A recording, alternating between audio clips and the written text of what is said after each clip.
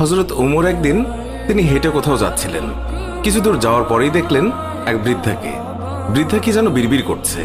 হযরত ওমর তার কাছে গেলেন, তার খোঁজ খবর নিলেন, জিজ্ঞাসা করলেন, আচ্ছা বুড়িমা, খলিফা ওমর সম্পর্কে তোমার ধারণা কি?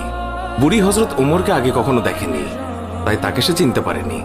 বুড়ি হযরত ওমরের কথা শুনে কিছুটা বিরক্ত হলো, বলল, ওমর টোমর দিয়ে আমি কি করব? আমার কি এমন ঠেকা পড়লো যে আমার তার খবর নিতে হবে? নিজের চিন্তায় বাঁচি না। বুড়ির কথাই ছিল রাগ আর অসন্তোষের ছাপ। হযরত ওমর আবার তাকে জিজ্ঞাসা করলেন, বুড়িমা, ওমরের উপর তোমার এত রাগ কেন? বুড়ি চেঁচিয়ে জবাব দেয়, রাগ হবে না কেন? এই যে সে খলিফা হয়েছে, তো আমায় কি একটা পয়সাও দিয়েছে? নাকি কোনোদিন আমার খোঁজ খবর নিয়েছে যে আমি কি হালতে আছি? ও মানুষ না। হযরত ওমর বুড়ির কথা শুনে বড়ই চিন্তিত হলেন। ঠিকই তো, আমি তো তার তেমন খোঁজ খবর নিতে পারিনি। তিনি কিছুটা নরম হয়ে বুড়িকে আবার জিজ্ঞাসা করলেন, আচ্ছা, তুমি কি অবস্থায় আছো ওমর কি করে জানবে? তুমি গিয়ে ওমরকে সব জানিয়ে আসলেই তো পারতে। বুড়ি জবাব দেয়, কেন? আমি জানাতে যাব কেন? ওমরই তো আমিরুল মুমিনিন, সেই তো সবার খোঁজ খবর নেবে, আর এই জন্যই রাষ্ট্রের দায়িত্ব গ্রহণ করেছে। রুক্ষ ভাষায় বৃদ্ধা জবাব দিল। হযরত ওমর শান্তভাবে আবারও বললেন, আচ্ছা, ওমর খলিফা হওয়ার পর তুমি যে কষ্ট পেয়েছ, সেই কষ্টের বিনিময়ে তুমি কত টাকা পেলে ওমরকে মাফ করে দেবে? বৃদ্ধার সাথে এইসব কথা চলছে। এমন সময় হযরত আলী এবং আব্দুল্লাহ ইবনে মাসউদ রাদিয়াল্লাহু তাআলা আনহু তারা এসে হাজির হলেন। তারা হয়তো কোথাও যাচ্ছিলেন। এসে সালাম দিলেন, আসসালামু আলাইকুম ইয়া আমিরুল মুমিনিন। আগন্তুক দুই ব্যক্তির মুখে আমিরুল মুমিনিন শব্দ শুনে বৃদ্ধা তাজ্জব হয়ে গেল। সে ভয়ে কাঁপতে লাগলো আর ভাবতে লাগলো যে ওমরের সামনে তাকে এত গালমন্দ করেছে। দারুণ অনুতপ্ত হলো বুড়ি। হযরত ওমর বৃদ্ধাকে সান্ত্বনা দিলেন আর বৃদ্ধার হাতে 25টি স্বর্ণ মুদ্রা দিয়ে বললেন, বুড়িমা, তুমি এই চামড়ায় লিখে দাও যে কিয়ামতের দিন ওমরের কাছে আমার কোনো দাবি নেই।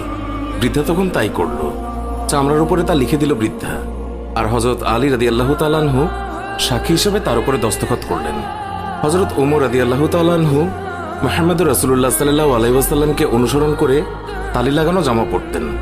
যখন তিনি মুসলমানদের প্রাণকেন্দ্র বায়তুল মুকাদ্দাস জয় করার জন্য বের হচ্ছিলেন, সেই সময় তার পরিহিত জামায় 17টি তালি লাগানো ছিল।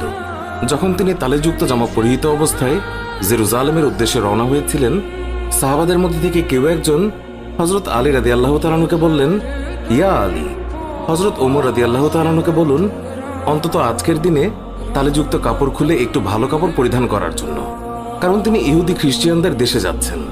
তারা হয়তো আমিরুল মুমিনিনকে দেখে বিরূপ মন্তব্য করতে পারে। তারা তিরস্কার করে বলতে পারে, মুসলমানগণ খলিফার জন্য একজোড়া ভালো কাপড়ের ব্যবস্থাও করতে পারেনি। আপনি খলিফাকে বুঝিয়ে বলুন। সাহাবাদের পিড়াপিড়িতে হযরত আলী রাদিয়াল্লাহু তাআলা আনহু কথাটি বলার জন্য হযরত ওমরের কাছে গেলেন, কিন্তু এমন কথা বলার সাহসী পেলেন না, কারণ হযরত ওমর রাদিয়াল্লাহু তাআলা আনহু তিনি এমনিতেই গরম। তারপরেও এমন স্পর্শকাতর বিষয়ে মুখটাই বা খুলবেন কিভাবে? অনেক চেষ্টা করলেন, কিন্তু কোনোভাবেই বলতে পারলেন না।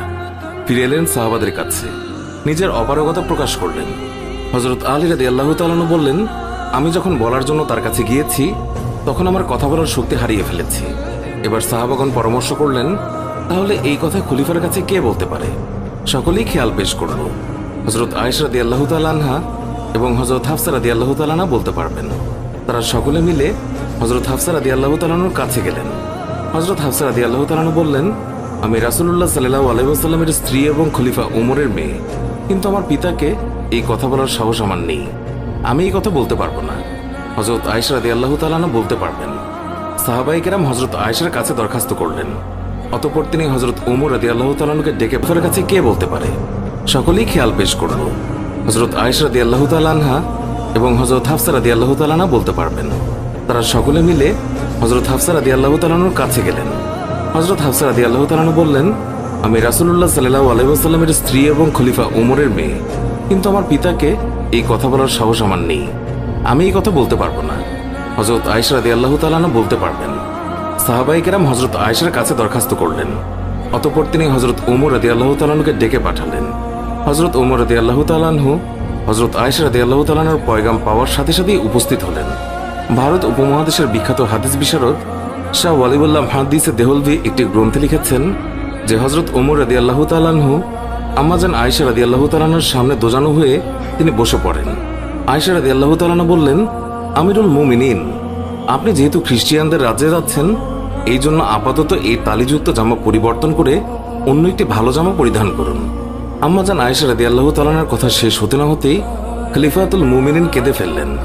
আয়েশাকে বললেন, আম্মা, আপনি কি আমাকে রাসূলুল্লাহ সাল্লাল্লাহু আলাইহি ওয়াসাল্লাম থেকে দূরে সরিয়ে রাখতে চাচ্ছেন? আপনার কি রাসূলের সাথে কাটানো দিনগুলোর কথা মনে নেই, যে দিনের পর দিন নবীজি সাল্লাল্লাহু আলাইহি ওয়াসাল্লাম উপবাস থেকেছেন? 3 দিন পর্যন্ত নবীজি সাল্লাল্লাহু আলাইহি ওয়াসাল্লামের চুলায় আগুন জ্বলেনি। হে আয়েশা, আপনার কি সেই দিনগুলোর কথা মনে নেই যে নবীজি সাল্লাল্লাহু আলাইহি ওয়াসাল্লাম তালেযুক্ত কাপড় পরিধান করেছেন? আম্মাজান, ওমর এই ছেঁড়াফাটা তালেযুক্ত পোশাক পরে যেই স্বাদ অনুভব করে তা বোঝানো সম্ভব নয়।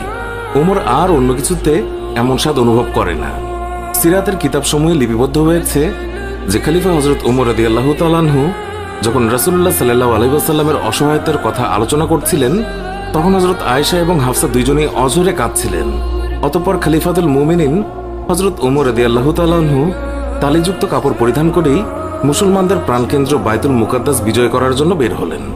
হযরত ওমর রাদিয়াল্লাহু তাআলা আনহু তিনি যখন জেরুজালেম শহরে প্রবেশের দ্বারপ্রান্তে 22 লক্ষ বর্গমাইলের বিশাল সাম্রাজ্যের খলিফার হাতে উটের রশি, উটের ওপর বসে আছে ভৃত্য, মুসলিম বাহিনীর সেনাপতি আবু উবাইদা ইবনুল জাররাহ রাদিয়াল্লাহু তাআলা লক্ষ্য করলেন খলিফার গায়ে অতি সাধারণ 17টি তালিযুক্ত জামা। উটের রশি ধরে টানছেন মুসলিম বিশ্বের খলিফা, আর ভৃত্য বসে আছে সেই উটের ওপর। এটা দেখে রোমানরা কি মনে করবে?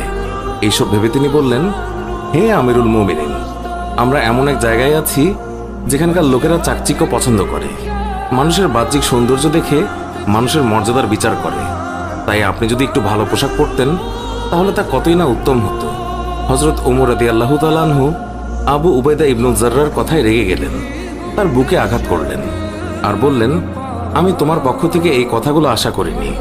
হযরত ওমর রাদিয়াল্লাহু তাআলা আনহু বললেন, আমি হচ্ছি সেই জাতি যাদের মহান আল্লাহ ইসলাম দ্বারা সম্মানিত করেছেন। আমরা যদি ইসলাম ছাড়া অন্য কোনো উপায়ে সম্মান খুঁজি তাহলে মহান আল্লাহ তাআলা আমাদের অসম্মানিত করবেন। সুপ্রিয় দর্শক, এই ছিল আমাদের আজকের ভিডিওটি ভালো লাগলে লাইক দিন, আর নিয়মিত আমাদের ভিডিও পেতে আমাদের চ্যানেলটি সাবস্ক্রাইব করুন। আজকের মতো বিদায় নিচ্ছি, দেখা হবে অন্য কোনো ভিডিওতে। ভালো থাকবেন। ধন্যবাদ সবাইকে।